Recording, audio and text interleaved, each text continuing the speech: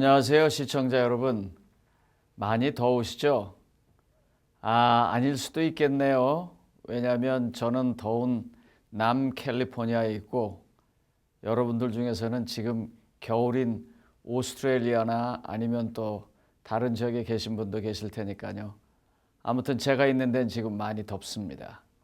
오늘 이야기는요, 예수님께서 공생의 제2년차 때에 있으셨던 일 가운데 하나를 좀 보고자 합니다. 예수님은 공생의 2년차 때 세 번째 갈릴리 선교 여행을 하십니다. 그때 예수님은 혼자 가지 아니하시고 본인의 군대를 만들어서 갑니다. 군대 이야기가 나와서 좀 찾아봤습니다. 그랬더니 한국은 보통 육군, 또 육군 중심의 국가니까요. 뭐 해군, 공군, 해병대 이렇게 했는데 미국은 보니까요. 우주군이 있더라고요. 그리고 중국은 로켓군이라는 게 있는 걸 알게 됐습니다. 이렇게 구성되어 있는 군대처럼 하나님의 군대도 오늘 성경 말씀을 보니까 분명한 조합이 있는 걸 알게 됐습니다. 그래서 여러분들 저와 함께 누가복음 8장에 있는 하나님의 군대의 구성을 한번 좀 보도록 하겠습니다. 누가복음 8장 1절부터 3절입니다. 이렇게 성경은 말하고 있습니다. 그 후에 예수께서 각 성과 마을에 두루 다니시며 하나님의 나라를 선포하시며 그 복음을 전하실세 12 제자가 함께하였고 또한 악귀를 쫓아내심과 병 고침을 받은 어떤 여자들 곧 7 귀신이 나간 자 막달라인이라 하는 마리아와 헤롯의 청지기 구사의 아내 요한나와 수산나와 다른 여러 여자가 함께하여 자기들의 소유로 그들을 섬기더라. 이렇게 말했습니다. 여기 보니까 하나님 나라의 군대는 이제 훈련받은 12 제자라고 불리는 12명과 하나님께서 예수님을 통해서 질병을 고쳐주셨고 귀신 들린 것을 쫓아주셨고 한 이런 특수한 상황으로 알게 된 분들이 모였는데요. 여기 보니까 이분들이 다 보니까 자원병이에요. 자기의 자비로 예수님을 섬겼다 그랬어요. 그래서 하나님의 나라의 군대는 자원병이고 예수님과 함께 예수님으로부터 큰 경험을 한 사람들이고 교육을 훈련을 받은 사람이라는 것입니다. 이게 하나님 나라의 군대입니다. 그래서 좀 생각해 봤어요. 나는 과연 하나님 나라의 군대인가? 시청자 여러분들 어떻게 하나님 나라의 군대이십니까? 이 군대가 되기 위해서는 꼭 뭐가 있어야 되냐면 특수한 관계가 있어야 돼요. 하나님과의 관계를 예수님을 통해서 얻는 그 특수한 경험, 그 관계가 있어야 하는 것입니다. 그걸 잘 설명하는 게 누가복음 17장에 나오는 이야기입니다. 누가복음 17장에 보면은요, 10명의 나환자들이 예수님 앞에 나옵니다. 그리고 예수님 보고 고쳐달라고 합니다. 예수님께서 그 10분을 다 치유해 주십니다. 예수님이 이렇게 말해요. 가서 제사장에게 몸을 보이라고요. 깨끗함을 입은 것을 확인시켜 주는 것입니다. 그때 사람들이 다 돌아왔습니다. 그리고 한 사람만 되돌아왔어요. 그래서 성경에 보면 이렇게 말하고 있습니다. 누가복음 17장 17절로 19절입니다. 예수께서 대답하여 이르시되 10사람이 다 깨끗함을 받지 아니하였느냐? 그 9은 어디 있느냐?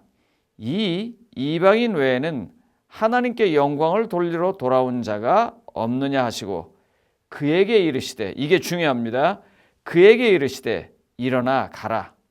내 믿음이 너를 구원하였느니라. 문둥병이 나아진 것, 나환자로부터 회복된 것, 그것에 그치지 아니하고 네가 구원받았다라고 말했습니다. 구원받았다라고 선언해 주셨어요. 그거는요, 자기가 경험한 어떤 귀한 경험, 아주 중요한 것, 그것이 하나님께로부터 왔다라고 인정할 때부터 시작되는 것입니다. 하나님의 군대가 되는 것이죠. 하나님의 군대가 이렇게 되는 것입니다. 그래서 사도행전 4장 12절은 이렇게 말하고 있습니다. 사도행전 4장 12절 아주 중요한 성경절입니다. 한번 다 찾아볼 수 있으면 찾아보시면 좋겠습니다. 사도행전 4장 12절은 이렇게 말합니다. 다른 이로서는 구원을 받을 수 없나니 천하 사람 중에 구원을 받을 만한 다른 이름을 우리에게 주신 일이 없음이라 하였더라. 시청자 여러분, 성도님 여러분들, 다른 이름이 여러분들은 쉽게 누군지를 지금 기억하고 계실 것입니다. 예수님입니다. 교회에서 말하는 예수님, 목사가 설교 속에서 말하는 예수님, 책에 기록된 그 예수님이 아니라 10명의 문둥병자 중에 그 한 사람이 되돌아와서 내 이 문둥병을 고쳐준 분은 당신입니다 라고 말하면서 불렀던 그 예수님을 말하는 것입니다. 하나님 나라의 군대는 이와 같은 사람만이 됩니다. 그래서 사도행전 4장 12절이 그렇게 말하는 것입니다. 이 이름 예수 이외에는 인간을 구원할 수 있는 어떤 이름도 없다고요. 그래서 이제 저는 오늘 아주 매우 심각하게 그러나 진지하게 이 방송을 참여하시는 분들과 한 가지를 좀 문의해 보고자 합니다. 도전해 보고자 합니다. 시청자 여러분, 성도님 여러분들, 여러분들에게 예수님은 어떤 분이십니까? 여러분들에게 예수님은요, 어떤 관계로 알게 돼서 어떤 마음으로 그분과 계속해서 인연을 맺어가십니까? 저는 이 말씀을 준비하면서 제 스스로에게 질문을 해봤어요. 나한테 예수님은 과연 누구인가? 저요, 목회자로서 47년을 살았습니다. 지금도 아침에는 일찍 일어나서 제일 먼저 기도하고 하나님의 말씀을 묵상하고 그러면서 사는 사람입니다. 그런데 제가 제 자신에게 솔직하게 물어봤어요. 너에게 예수님은 누구냐? 그래서 제가 생각해 봤습니다. 예수님은 과연 나한테 누구인가? 그랬더니 예전에 봤던 책에 있는 한 실화가 생각났고 딱 그분이 저한테는 예수님이 그런 분입니다. 한 여인이 사고로 실명하게 됐습니다. 그가 실명하기 전에는 직장도 있었고 생활을 마음대로 할 수 있었는데 실명하고 나니까 그게 힘들어졌어요. 그런데 다행히 그 여인에게는요, 사랑하는 남편이 있었습니다. 그 남편이 잘 살 수 있도록 잘 돌봐줬어요. 그래서 드디어 다시 회복하고 직장도 갖게 됐습니다. 그래서 이제 직장을 나가는 첫날에요. 남편이 걱정하지 말라고 옆에서 같이 갔습니다. 그래서 다 가고 어디 버스 정거장에서 내리고 뭐하고 다 가르쳐줬어요. 두 번째 날도 그렇게 했어요. 세 번째 날도 그렇게 했어요.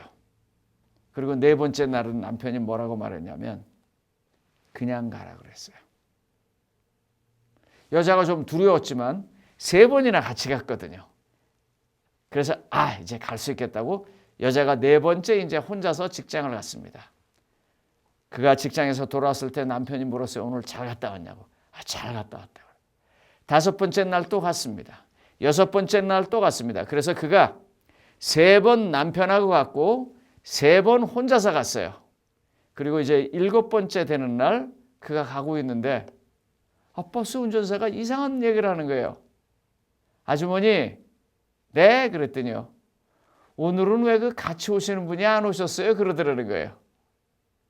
나중에 알고 보니까 세 번을 보내놓고 남편이 그 뒤에 세 번은 안 따라가는 것처럼 따라가면서 봤던 거예요. 그래서 무사히 가는 걸 보고 7번째 날 처음으로 혼자 간 것입니다. 그때 늘 봤던 버스 운전기사가 왜 같이 가더니 그 뒤에서 잘 보던 그분이 안 오느냐고 말하는 거예요. 예수님은요, 제 인생에서 그런 분입니다. 제가 제멋대로 살 때 옆에서 지켜주고 야단쳐주고 축복해주고 그러면서도 살았고요.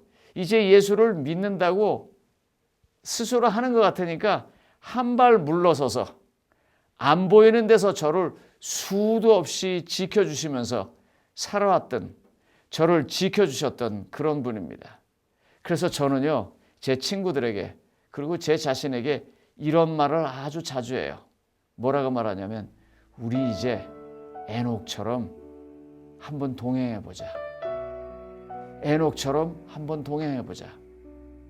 저는 제게 있어서 예수님은요, 에녹처럼 함께 동행하는 그런 분입니다.